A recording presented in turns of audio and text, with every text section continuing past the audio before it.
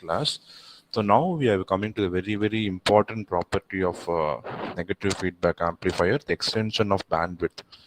So we say the bandwidth is getting extended, but we have to mathematically prove it only. Otherwise, if you don't prove, things will not be very clear, right? So mathematically, we are going to prove that when I'm going to apply negative feedback to an amplifier, the bandwidth will extend or the bandwidth will increase.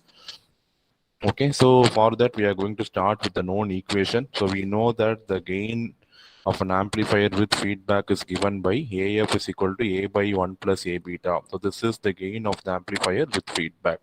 You know, in any amplifier frequency response, we'll have three portions in the graph. I have explained you this.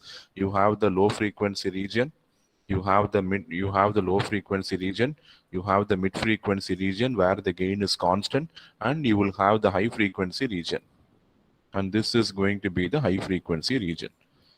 So this formula is for all the regions of the amplifier. So I can write this formula separately for mid frequency, separately for low frequency, and separately for high frequency. Okay. See, I am going to prove something related to frequency, bandwidth, right? So I have to relate only upon the frequency response characteristics. So we have seen in the previous units that when you change the frequency from 0 to higher frequencies, the gain of the amplifier will increase, it will become constant, and it will decrease. And this decrease in gain is because of the parasitic capacitance.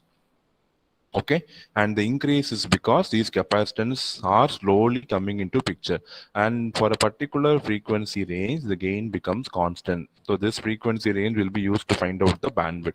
So you will essentially have a low frequency region, you will have a mid frequency region, and you will have a high frequency region in the frequency response characteristics of an amplifier. So I am going to apply these three regions to my formula. So in the formula, AF is equal to A by 1 plus beta A. I'll write it separately for mid frequency region. AF mid equal to A mid by 1 plus beta A mid. AF low is equal to A low by 1 plus beta A low. A high, AF high is equal to A high by 1 plus beta into A high.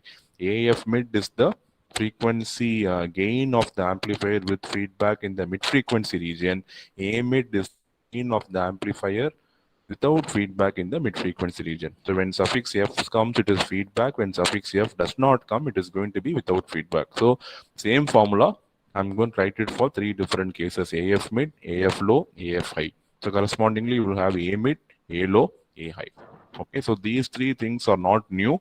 We are writing the known formula in the three different regions of your amplifier. So now with these assumptions, we are going to study what is the effect of the feedback on the bandwidth of the amplifier. So first we will see, bandwidth is given by FH minus FL or F2 minus F1.